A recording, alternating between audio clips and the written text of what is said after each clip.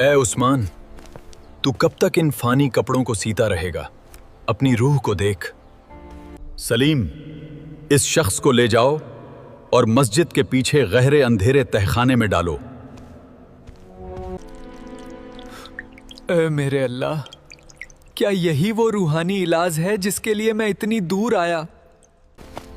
मैं कल सुबह तक इस सुई को हाथ नहीं लगा सकता, क्योंकि मेरा वादा है।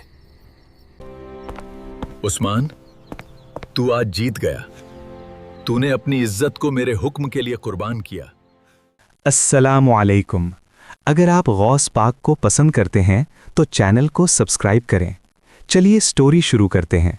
प्राचीन काल की बात है जब बगदाद शरीफ की सरजमी रूहानियत का मरकज हुआ करती थी। उसी दौर में एक छोटे से कस्बे की तंग और खामोश गली में उस्मान नाम का एक दर्जी रहा करता था, जिसकी दुकान की पुरानी दीवारों से हमेशा एक अजीब सी उदासी लिपटी रहती थी। उस्मान कपड़ों के फटे हुए टुकड़ों को जोड़ने में माहिर था और उसकी सुई जब कपड़े पर चलती तो ऐसा लगता मानो कोई कलाकार अपनी कला का प्रदर्शन कर रहा हो। लेकिन हकीकत ये थी कि वो दूसरों के बदन के लिए लिबास तो तैयार कर लेता था, मगर उसका अपना वजूद और उसकी अपनी रूह हजार टुकड़ों में बिखरी हुई थी, जिसे समेटने का हुनर वो भूल चुका था। जिंदगी के हादसों, अपनों की बेरुखी और मुफलिसी की मार ने उसके दिल को एक ऐसे बंजर रेगिस्तान की तरह बना दिया था जहां उम्मीद की कोई किरण नजर नहीं आती थी। वो दिन भर अपनी दुकान में बैठा रहता और उसकी कैंची की आवाज में भी एक तरह का दर्द महसूस होता था। एक शाम जब सूरज अपनी सुर्खी समेटकर अंधेरे की गोद में जा रहा था, तभी उसकी दुकान की दहलीज पर जैद नाम का एक पुरस्रार राहगीर आकर रुका, जिसके चेहरे पर एक ऐसी नूरानी चमक थी जिसे देखकर उस्मान की रूह कांप उठी। उस राहगीर ने उस्मान की आंखों में झांका और बड़े ही धीमे मगर असरदार लहजे में कहा कि ऐ उस्मान, तू कब तक इन फानी और दुनियावी कपड़ों को सीता रहेगा और कब तक इंसानों के बदन को ढकने की फिक्र में अपनी उम्र गुजार देगा? क्या तुझे कभी अपनी उस रूह का ख्याल नहीं आया जो जगह जगह से उधड़ चुकी है और जिसकी सिलाई के बिना तेरा ये जीवन अधूरा है? उस्मान के हाथ कांपने लगे और उसकी आंखों से आंसुओं का सैलाब जारी हो गया, क्योंकि वो जानता था कि ये अजनबी उसके दिल के उन राजों से वाकिफ है जिन्हें उसने दुनिया से छुपा कर रखा था। तब जैद ने उसे मशवरा दिया कि अगर तू सच में अपनी रूह की मरम्मत चाहता है और बेकरारी को करार में बदलना चाहता है तो बगदाद का रुख कर, क्योंकि वहां अल्लाह के वली गौस पाक का दरबार सजा है, जहां हर टूटे हुए दिल को जोड़ा जाता है और हर प्यासी रूह को रूहानियत के जाम पिलाए जाते हैं। उस्मान ने उसी पल अपना सब कुछ छोड़ने का फैसला कर लिया और अपनी दुकान को खुदा के भरोसे छोड़कर बगदाद के उस कठिन सफर पर निकल पड़ा, जो उसके धैर्य और ईमान की सबसे बड़ी परीक्षा होने वाला था। रास्ते में उसे तपते हुए सहरा की आग झेलनी पड़ी, पैरों में छाले पड़ गए और भूख प्यास ने उसके बदन को ढाल बना दिया। लेकिन उसके दिल में सिर्फ एक ही तड़प थी कि कब वो उस दर पर पहुंचेगा जहां उसकी रूह को सुकून मिलेगा। सफर के आखिरी मरहले में जब वो एक सुनसान इलाके से गुजर रहा था, तभी डाकुओं के एक बेरहम गिरोह ने उसे घेर लिया और उसके पास जो भी थोड़ा बहुत साजो सामान और जमा पूंजी थी सब छीन ली। यहां तक कि उसके पुराने जूतों को भी ले गए और उसे लहूलुहान हालत में सड़क पर फेंक दिया। जब उस्मान को होश आया तो उसने देखा कि उसके पास अब दुनियावी दौलत के नाम पर कुछ भी नहीं बचा था, सिवाय एक छोटी सी पुरानी सुई के, जिसे उसने अपनी पगड़ी की तहों में बड़ी हिफाजत से छुपा रखा था। वो उसी एक सुई को अपनी आखिरी उम्मीद मानकर नंगे पैर और फटे हुए लिबास में बगदाद की गलियों में दाखिल हुआ। जब वो गौस पाक के नूरानी दरबार के दरवाजे पर पहुंचा तो वहां की शान और शौकत और रूहानी माहौल को देखकर उसकी हिम्मत जवाब दे गई। उसे लगा कि वो एक गुनहगार और मामूली दर्जी इस आलीशान दरबार के काबिल कैसे हो सकता है। दरबार में चारों तरफ इबादत की खुशबू फैली हुई थी और लोग बड़े ही अदब के साथ कतारों में खड़े थे। उस्मान सिसकते हुए और लड़खड़ाते कदमों के साथ आगे बढ़ा और जैसे ही उसकी नज़र गौस पाक के वकार और जलाल भरे चेहरे पर पड़ी, वो दहाड़े मारकर रोने लगा। उसने अपनी वो इकलौती सुई गौस पाक के कदमों में रख दी और इंतहाई बेचारगी के साथ इल्तिसा की कि या शेख, मैं दुनिया का ठोकर खाया हुआ एक अदना सा इंसान हूँ, जो दूसरों के फटे हुए कपड़ों को तो रफू कर लेता है, मगर आज खुद का वजूद तार तार हो चुका है। मुझे किसी दौलत या शोहरत की तलब नहीं है, बस अपनी नजरे करम से मेरी इस उधड़ी हुई रूह को सी दी जाए, क्योंकि अब आपके सिवा मेरा कोई सहारा नहीं बचा है और मैं इस सुई की तरह ही अकेला और बेबस रह गया हूँ। दरबार में मौजूद लोग उस्मान की इस हालत को देखकर हैरान थे, मगर गौस पाक की आंखों में उस्मान के लिए एक खास हमदर्दी और हिकमत की चमक थी।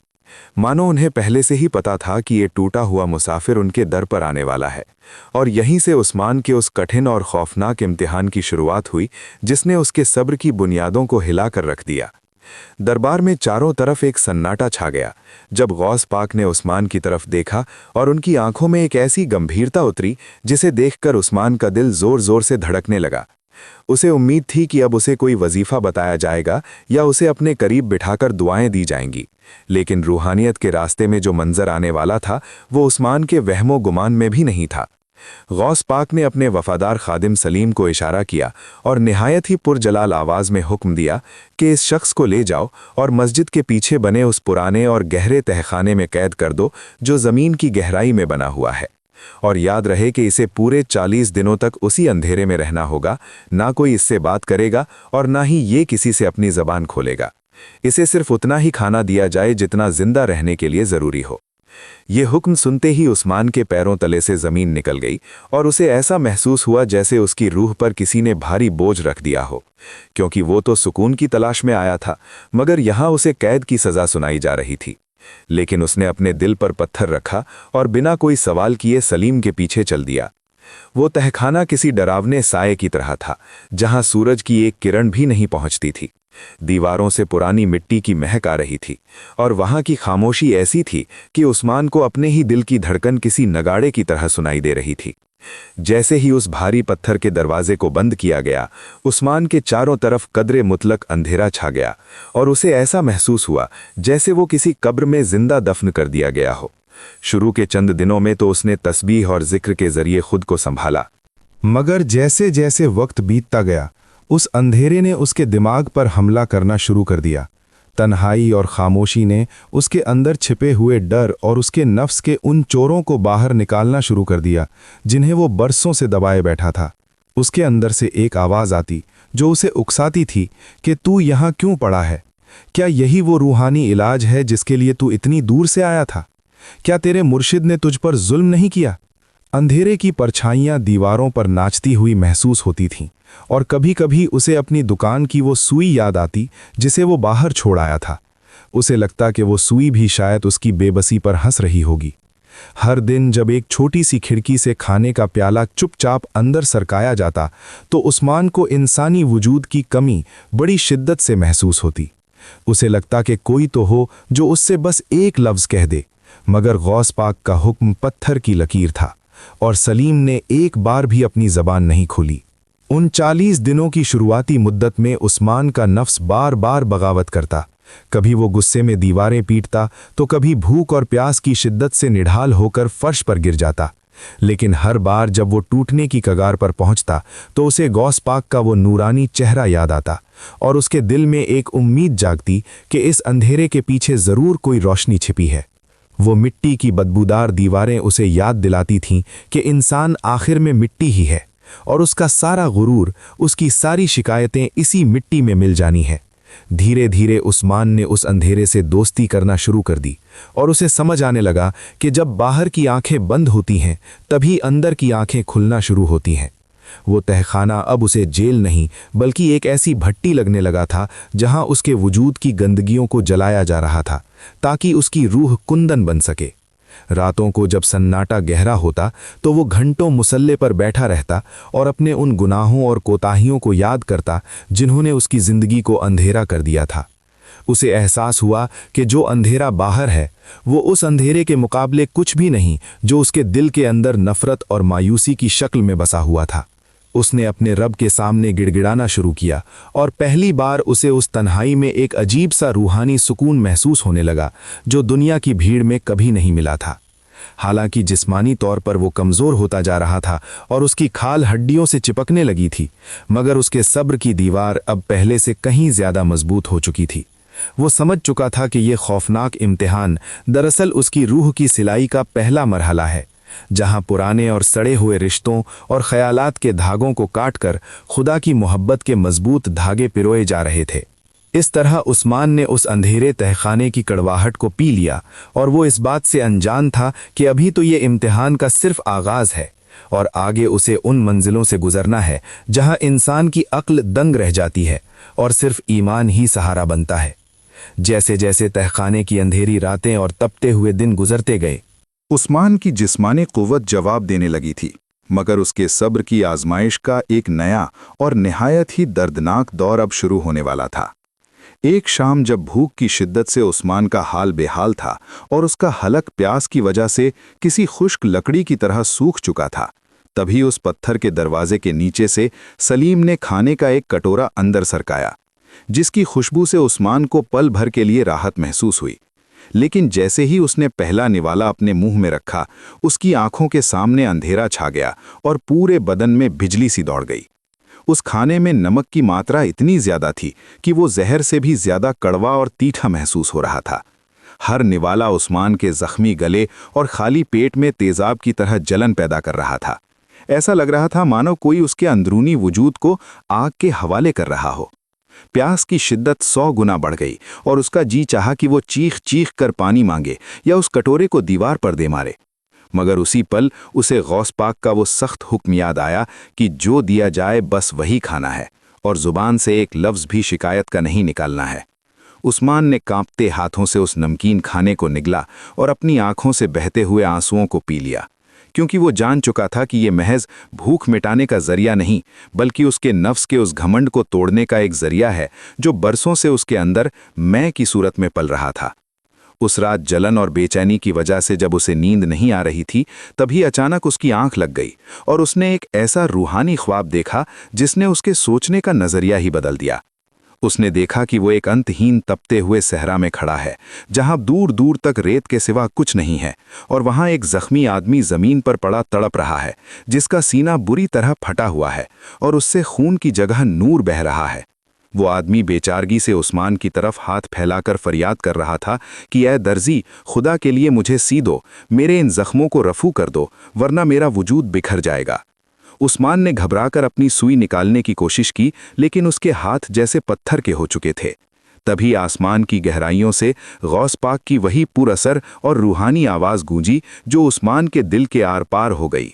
उन्होंने फरमाया कि ऐ उस्मान, तू दूसरों के बदन के जख्म और उनके फटे हुए लिबास सीने की तमन्ना तो रखता है, मगर याद रख कि जब तक तू अपने अंदर के जख्मों को सब्र और जब्त के नमक से नहीं सिएगा, तब तक तू किसी और की रूह का इलाज करने के काबिल नहीं हो पाएगा।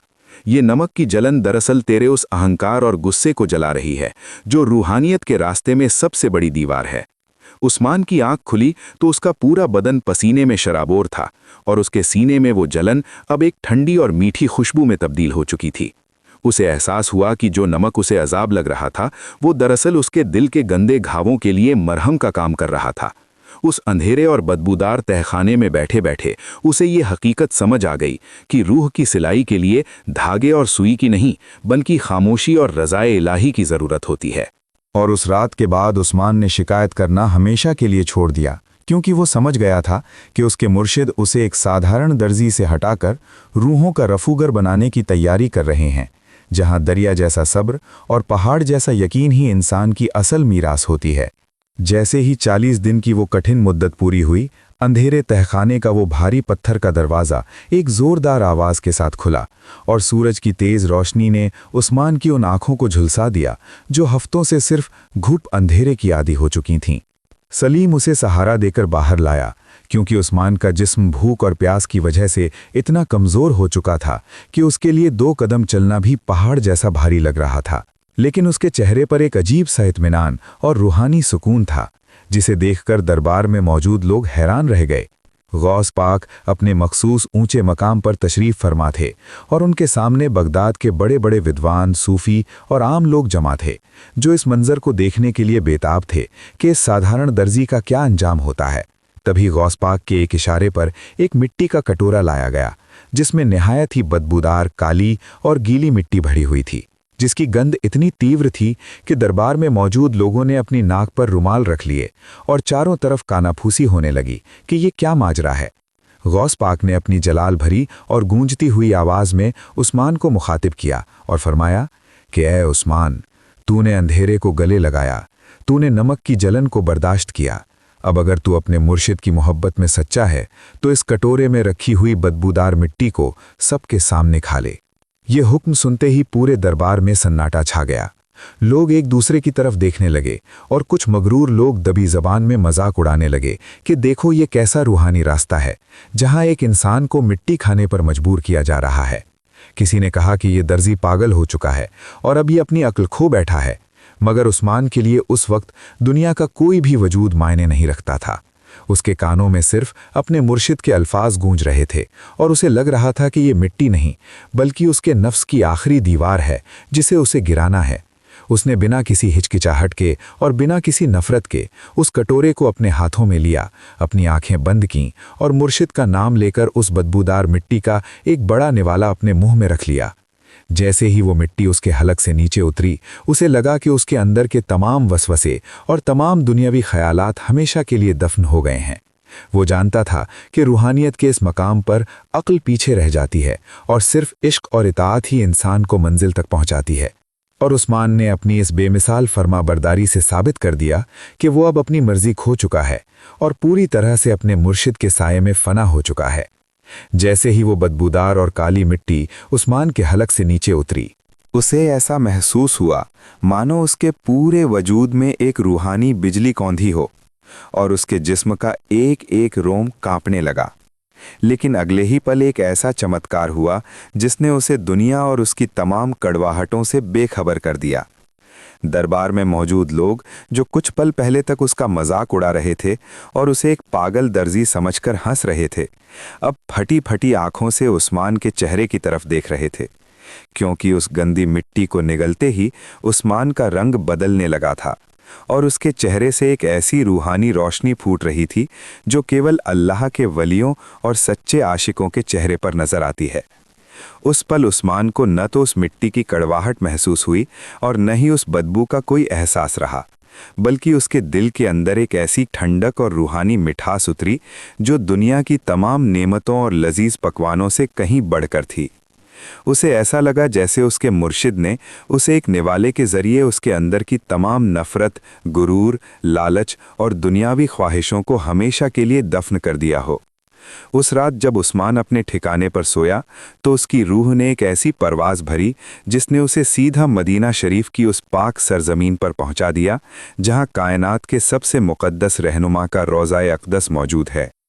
उसने ख्वाब में देखा कि वो मस्जिद नबवी के सुनहरे मीनारों के साये में खड़ा है और वहाँ की फ़िज़ाओं में एक ऐसी दिव्य खुशबू बसी है जो इंसान के बरसों पुराने गमों को एक पल में धो देती है। उसने गौर किया कि जिस मिट्टी को उसने दिन में बदबूदार समझकर खाया था वो हकीकत में उसी पाक सरजमीन की मिट्टी थी जिसे अल्लाह ने उसके बेमिसाल सब्र, बेइंतहा मोहब्बत और मुर्शिद की अटूट फरमान बरदारी के इनाम में रूहानी तौर पर उसे खिलाया था। और उस मिट्टी की महक अब उसके खून और उसकी सांसों का हिस्सा बन चुकी थी। अगली सुबह जब परिंदों ने बगदाद की फ़िज़ाओं में चहचहाना शुरू किया और सूरज की पहली किरण ने खानकाह की दीवारों को चूम लिया तो उस्मान को फिर से गौस पाक के दरबार में पेश किया गया, जहां का माहौल आज पहले से कहीं ज़्यादा पुरनूर और संजीदा था। गौस पाक ने उस्मान की तरफ देखा और उनकी आंखों में एक पिता जैसी ममता और एक उस्ताद जैसा फ़ख्र था। उन्होंने उस्मान को अपने करीब बुलाया, उसके सर पर शफ़क़त का हाथ रखा और निहायत ही मखमली और पुरअसर आवाज़ में फरमाया कि ए उस्मान, तूने आज वो मकाम हासिल कर लिया है जहां इंसान अपनी मर्ज़ी को अल्लाह की मर्ज़ी में फ़ना कर देता है और जहां अक्ल के चिराग बुझ जाते हैं और सिर्फ इश्क की शमा रोशन रहती है। लेकिन तेरी तरबियत का एक आखिरी और निहायत ही नाजुक मरहला अभी बाकी है। उन्होंने उस्मान को हुक्म दिया कि वो वापस अपने कस्बे में जाए और अपनी वही पुरानी दर्जी की दुकान फिर से खोले जिसे वो बेबसी में छोड़ आया था। लेकिन इस बार एक ऐसी शर्त थी जो उसकी वफादारी का सबसे बड़ा इम्तिहान थी। शर्त ये थी कि अगले 7 दिनों तक वो अपनी सुई को हाथ तक नहीं लगाएगा, चाहे दुनिया उसके साथ कैसा भी सलूक करे। चाहे कोई कितनी ही बड़ी मुसीबत में उसके पास सिलाई के लिए आए या कोई उसे कितना ही जलील क्यों ना करे, उसे बस खामोश रहना है और अपने मुर्शिद के हुक्म पर चट्टान की तरह डटे रहना है। उस्मान ने अदब से अपना सर झुकाया, अपने मुर्शिद के मुबारक कदमों को चूमा और उनकी दुआएं लेकर वापस अपने घर की ओर निकल पड़ा। उसके कदम अब जमीन पर नहीं बल्कि रूहानियत के पंखों पर थे, लेकिन उसके दिल में इस आखिरी आजमाइश का एक डर भी था कि आखिर बिना सुई के वो अपनी रोजी रोटी कैसे कमाएगा और लोगों को क्या जवाब देगा। जब वो अपनी पुरानी दुकान पर पहुंचा और उसने महीनों से जमी धूल को साफ किया तो मोहल्ले के लोग उसे फिर से वहां देखकर हैरान रह गए। कई लोग पुराने कपड़े लेकर आए और कई ने नए लिबास सीने की फरमाइश की, लेकिन उस्मान अपनी उस पुरानी सुई की तरफ देखता जो उसकी पगड़ी में फंसी हुई थी और फिर अपने मुर्शिद का नूरानी चेहरा याद करके अपनी नजरें झुका लेता। उन 7 दिनों का वक्त उस्मान के लिए किसी तपती हुई आग के दरिया को पार करने जैसा था, क्योंकि उसे न केवल अपनी भूख और मुफलिसी से लड़ना था बल्कि उन पड़ोसियों और ग्राहकों के तानों और सवालात का भी सामना करना था जो उसे अब कामचोर और निकम्मा कहने लगे थे। कई लोग उसकी दुकान पर आकर चिल्लाते, उसे भला बुरा कहते और उसके चुप रहने को उसकी कमजोरी समझते, लेकिन उस्मान के दिल में एक ही धुन सवार थी कि चाहे जान चली जाए मगर वो उस सुई को हाथ नहीं लगाएगा जिसे छूने से उसके रहनुमा ने मना किया है, क्योंकि वो अब अच्छी तरह जान चुका था कि असली शिलाई लोहे की सुई और रेशम के धागे से नहीं बल्कि मुर्शिद के हुक्म की मुकम्मल ताबेदारी और खुदा पर बेइंतहा यकीन से होती है। उसने इन 7 दिनों में अपनी भूख को सब्र से रफू किया और अपनी प्यास को जिक्र इलाही से सी लिया। वो बस अपनी दुकान पर बैठा रहता और आने वाले हर शख्स को अपनी खामोशी से ये पैगाम देता कि रूहानियत के बाजार में खामोशी ही सबसे कीमती सौदा है। उस्मान की ये खामोश इबादत और बेमिसाल सब्र उसे उस मुकाम की तरफ ले जा रहे थे जहां दुनियावी कायदे ख़त्म हो जाते हैं और करामत का आगाज़ होता है। और वो इस बात से बेखबर था कि 7वें दिन की ढलती शाम उसके लिए कौन सा खौफनाक मोड़ और कौन सा रूहानी इनाम लेकर आने वाली है। 7वें दिन की वो आखिरी और स्याह रात उस्मान के ईमान की सबसे कठिन और भयावह परीक्षा बनकर आई। जब आसमान पर बादलों का पहरा था और गलियों में सन्नाटे का राज था, तभी अचानक उस्मान की दुकान का दरवाज़ा किसी ने बड़ी बेरहमी से पीटना शुरू कर दिया, जैसे कोई शैतान बाहर खड़ा अपनी ताकत का मुजाहिरा कर रहा हो। उस्मान ने कांपते हाथों से किवाड़ खोले तो सामने हिशाम नाम का वो अभिमानी और मगरूर शख्स खड़ा था जिसका खौफ पूरे इलाके में फैला हुआ था। उसके हाथ में एक बेशकीमती रेशमी कपड़ा था और उसकी आंखों में जुनून और गुस्से की सुर्खी तैर रही थी। हिशाम ने वो कपड़ा उस्मान के सीने पर दे मारा और दहाड़ते हुए बोला कि ए बदबख्त दर्जी, मेरी बूढ़ी माँ का इंतकाल हो गया है और मुझे सुबह के जनाजे के लिए फौरन इसका कफन सिलवाना है। मैं तुझे इतनी दौलत दूंगा कि तेरी 7 नस्लें ऐश करेंगी, लेकिन अगर तूने इनकार किया तो याद रख कि मैं तेरी दुकान के साथ साथ तेरी हस्ती भी मिटा दूंगा। उस्मान का दिल इस खबर को सुनकर मोम की तरह पिघलने लगा और उसकी आंखों में उस मरहूम माँ के लिए हमदर्दी के आंसू आ गए। उसके अंदर के इंसान ने चीख कर कहा कि एक जनाजे के कफन के लिए सुई उठा लेना कोई गुनाह नहीं हो सकता, मगर उसी पल उसके कानों में गौस पाक की वो रूहानी और वज़नी आवाज़ गूंजी कि 7 दिनों तक सुई को हाथ नहीं लगाना है। उस्मान के सामने एक तरफ एक इंसान की आखिरी विदाई और दुनियावी हमदर्दी थी और दूसरी तरफ अपने मुर्शिद का वो हुक्म था जिसने उसे रूहानियत की बुलंदियों का रास्ता दिखाया था। उसने एक गहरी सांस ली, अपनी आंखों को बंद किया और इंतहाई अदब मगर मजबूती के साथ जवाब दिया कि ए हिशाम, मैं तेरी तकलीफ में बराबर का शरीक हूँ और तेरी माँ की मगफिरत की दुआ करता हूँ, मगर खुदा की कसम मैं कल सुबह तक इस सुई को हाथ नहीं लगा सकता, क्योंकि ये मेरे रहनुमा का अटूट फैसला है। ये सुनकर हिशाम का गुस्सा 7वें आसमान पर पहुंच गया। उसने उस्मान का गिरेबान पकड़ा, उसे दीवारों से दे मारा और उसे ऐसी ऐसी गालियां दीं जो किसी भी शरीफ इंसान की रूह को छलनी कर दें। उसने चिल्लाकर कहा कि तू कैसा पत्थर दिल इंसान है जो एक मरे हुए शख्स की हुर्मत का भी ख्याल नहीं रखता। तू दर्जी नहीं बल्कि एक जाहिल और फकीर है। उस्मान खामोशी से हर जुल्म सहता रहा और उसके चेहरे पर रज़ाए इलाही का नूर चमकता रहा। अंत में जब हिशाम का गुस्सा हद से पार हो गया तो उसने घृणा के साथ उस्मान के चेहरे पर थूक दिया और वो कपड़ा उठाकर वहां से ये कहते हुए चला गया कि तेरी ये जलालत तुझे कभी चैन से रहने नहीं देगी। उस्मान ने अपने चेहरे को साफ किया और अपनी दुकान के कोने में रखे मुसल्ले पर गिरकर ज़ारो कतार रोने लगा। वो सारी रात सजदे में पड़ा रहा और अल्लाह से गिड़गिड़ाकर कहने लगा कि या परवरदिगार, मैंने तेरे वली के हुक्म की खातिर आज अपनी इज्जत और अपनी अना को मिट्टी में मिला दिया है। मुझे दुनिया की नज़रों में जलील होना कबूल है, मगर तेरे और मेरे मुर्शिद की नज़रों में गिरना मंजूर नहीं। वो रात उस्मान के वजूद की सबसे लंबी रात थी, जहां उसने अपने नफ्स को पूरी तरह कत्ल कर दिया था, और अब उसके अंदर उस्मान नाम का कोई शख्स बाकी नहीं रहा था। बस एक खाली बर्तन था जिसे खुदा की रूहानी रोशनी से भरा जाना था। जैसे ही फज्र की अजान की सदाएं बगदाद की फिजाओं में गूंजी और आसमान की सफ़ेदी ने अंधेरे को चीरना शुरू किया, उस्मान की दुकान का दरवाज़ा खुद ब खुद एक मधुर आवाज़ के साथ खुल गया। उस्मान ने जब अपनी सर झुकी हुई आंखों को ऊपर उठाया तो उसे अपनी आंखों पर यकीन नहीं आया। सामने साक्षात गौस पाक खड़े थे, जिनका नूरानी चेहरा सुबह की पहली किरण से भी ज्यादा चमकदार था, और उनके पीछे रूहानियत का एक काफिला खड़ा था। गौस पाक ने आगे बढ़कर उस्मान को अपने सीने से लगा लिया, और उनके मुबारक हाथों के स्पर्श से उस्मान के बदन की तमाम थकावट और दिल के तमाम जख्म पल भर में ऐसे गायब हो गए जैसे कभी थे ही नहीं। गौस पाक ने निहायत ही प्यार और जलाल के साथ फरमाया कि ऐ उस्मान, तू जीत गया। तूने अपनी इज्जत को मेरे हुक्म के लिए कुर्बान कर दिया, और इसी मुकाम को फनाफी शेख कहते हैं, जहां इंसान की अपनी मर्जी ख़त्म हो जाती है और खुदा की मर्जी शुरू होती है। आज से दुनिया तुझे एक मामूली दर्जी नहीं, बल्कि बगदाद के एक अजीम सूफ़ी और अल्लाह के वली के तौर पर जाने की। उसी पल उस्मान को विलायत का वो अदृश्य ताज पहनाया गया, और उसके सीने में इल्मो हिकमत के वो चश्मे जारी हो गए जिनकी महक ने आने वाली सदियों तक लोगों की रूहों को रोशन किया। और वो साधारण दर्जी अपनी सुई और धागे से नहीं, बल्कि अपनी नजरे करम से दुनिया के टूटे हुए दिलों को सीने वाला एक महान बुजुर्ग बन गया। अस्सलाम वालेकुम दोस्तों, उस्मान दर्जी की तरह सब्र करना ही वलियत की पहली सीढ़ी है। अगर आपको ये कहानी पसंद आई तो गौस कहानी को सब्सक्राइब करें और बेल आइकन को दबाएं। खुदा हाफिज।